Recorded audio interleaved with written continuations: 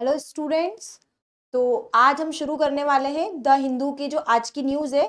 तो आज की जो न्यूज़ है उसमें हम जीडीपी के बारे में देखने वाले हैं कि जीडीपी लास्ट 3 माही में मतलब अक्टूबर से लेकर के जो दिसंबर तक 2024 है उसमें 6.2% की दर से इंक्रीज हुई है। तो ये किस प्रकार से इंक्रीज हुई है, क्या रीजन रहे इसके इंक्रीज होने के और इसका कंज्यूमर पर क्या इफेक्ट पड़ा है, ठीक है, ये आज की क्लास में हम समझने वाले हैं। जैसे कि इसमें लिखा है जो घरेलू ग्रोस डोमेस्टिक प्रोडक्ट है वो कितना इंक्रीज हुआ है अक्टूबर से दिसंबर तक 6.2% की दर से इंक्रीज हुआ है और उसके पहले कितना था 5.6% था। ठीक है, और ये कौन जारी करता है, तो ये एनएसओ के द्वारा नेशनल स्टेटिक्स डिपार्टमेंट के नेशनल स्टेटिक्स ऑफिस के जरिए जारी किया गया है। तो क्या होता है जीडीपी, किस प्रकार से इफेक्ट करता है, इसको हम समझते हैं। ठीक है, तो भारत की जीडीपी वृद्धि दर पूरी जो न्यूज है उसके अंतर्गत जीडीपी सकल घरेलू उत्पाद किसी देश की आर्थिक स्थिति को मापने का सबसे महत्वपूर्ण संकेतक होता है।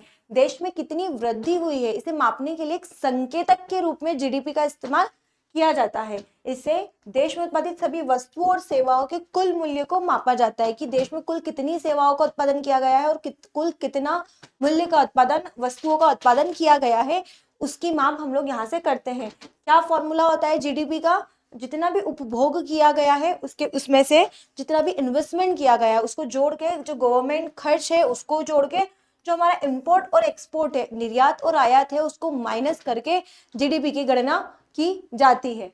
ठीक है, इसी को इस यहाँ भी इसी प्रकार से समझाया गया है कि जीडीपी क्या है, घरेलू उपभोग जो भी है, जो सरकारी उपभोग है उसको ऐड किया जाता है, जितना निर्यात होता है उसको तो माइनस किया जाएगा, जो निवेश है उसको ऐड किया जाएगा, सरकारी खर्च जैसे शिक्षा में, स्वास्थ्य में जो पैसा खर्च किया गया है ना, इन तीनों को जोड़ के निर्यात में से आयात जो भी बाहर की अदर कंट्रीज से किया गया उसको माइनस करके निकाला जाएगा।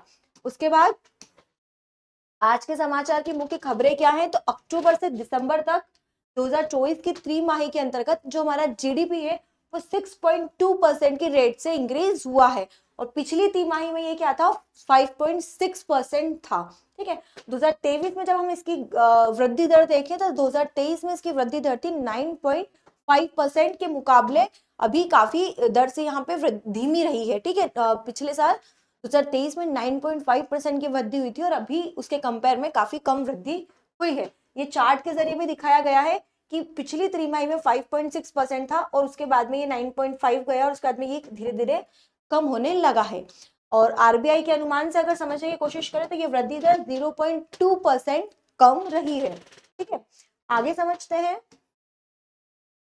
समाचार की मुख्य खबरें कुछ इस प्रकार है कि अक्टूबर से दिसंबर तक की जो तिमाही है उसमें जीडीपी 6.2% की दर से बढ़ी है और पिछली तिमाही में 5.6% की वृद्धि हुई थी और जो कि पिछले मुकाबले में क्या रही है, कम रही है। ठीक है, अलग अलग तरीके से इसको शो किया गया है, ये डायग्राम के जरिए भी आपको समझाया गया है। इसके वृद्धि के प्रमुख क्या क्या कारण हो सकते हैं। ठीक है, तो पहली चीज है कि जीडीपी बढ़ने का सबसे प्रमुख कारण रहा है कि वो सरकारी खर्च में वृद्धि की गई है। ठीक है, सरकारी खर्च, सरकारी योजनाओं में वृद्धि की गई है, जैसे कि सड़क परियोजनाओं में वृद्धि की गई है। ठीक है, जो स्टार्टअप योजनाएं हैं उनमें वृद्धि की गई है। तो इस प्रकार जो सरकारी खर्च में वृद्धि की गई है ये इसका एक रीजन रहा है।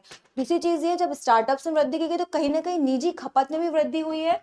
तो 6.9% की दर से निजी खपत में भी वृद्धि हुई है। ठीक है, निर्यात में भी वृद्धि हुई है, हमारे देश से बाहर की कंट्रीज में निर्यात भी काफी हद तक बढ़ा है। तो ये पहले के मुकाबले 10.4% तक का इसमें इंक्रीमेंट आया है।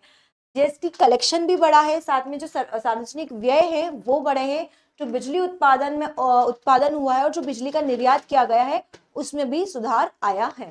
ठीक है, इसे आगे समझते हैं क्या क्या मंदी के कारण थे पिछले साल से इस बार जो कुछ मंदी भी दर्ज की गई है, जिसकी वजह से क्या हुआ है कि ये रेशियो थोड़ा सा कम हुआ है। इसका कारण है कि आयात कम किया है।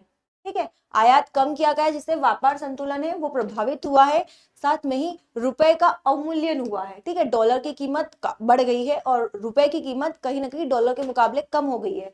जो निवेश है, जो इन्वेस्टमेंट रेट है वो कहीं ना कहीं पिछले साल के मुकाबले थोड़ी सी कम रही है ना, जैसे पिछली बार 5.7% थी, उसके पहले 9.3% थी। क्वार्टरली में भी काफी ज्यादा चेंजेस देखे गए हैं। ठीक है, वैश्विक आर्थिक अनिश्चितताएं, जैसे कि भी आपके सामने रूस और यूक्रेन और रशिया का जो वॉर चल रहा था, इस वजह से तो काफी ज्यादा ऐसी वैश्विक परिस्थितियां होती है जिनकी वजह से भी ये इफेक्ट करता है।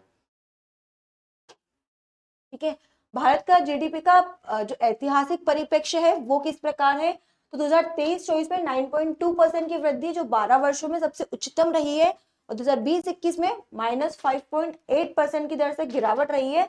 चूंकि ये कमी का कारण था कोविड-19, क्योंकि कोविड-19 में जो प्रोडक्शन सिस्टम था वो काफी हद तक इफेक्ट हुआ था, सरकारी योजनाओं में बहुत ज्यादा निवेश नहीं किया जा सका था। उस समय जो द्वितीय क्षेत्र के हमारे औद्योगिक क्षेत्र था उसको काफी ज्यादा नुकसान हुआ था। उसके साथ ही जो हमारा सेवा क्षेत्र है, सर्विस सेक्टर है, वो भी काफी ज्यादा प्रभावित रहा था। ठीक है, तो उस वजह से ये काफी यहाँ पे गिरावट दर्ज की गई थी।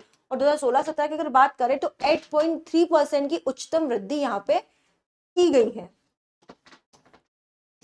इसी के साथ में अगर निष्कर्ष पे चले तो हम देखेंगे कि भारत की जीडीपी की वृद्धि के कुछ सकारात्मक, जीडीपी में वृद्धि सकारात्मक संकेत देती है, जैसे कि कहीं ना कहीं देश की वृद्धि हुई है, देश की आर्थिक समृद्धि में सहायक हुई है। ठीक है, और सरकारी व्यय, इसे सरकारी व्यय बढ़ा है और उपभोग चालन बने हुए हैं।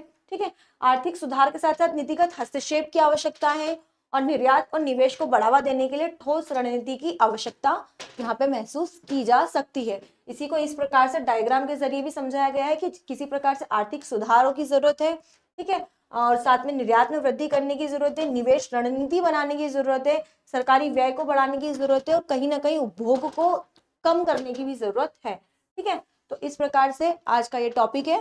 कल मिलते हैं अगली क्लास के साथ।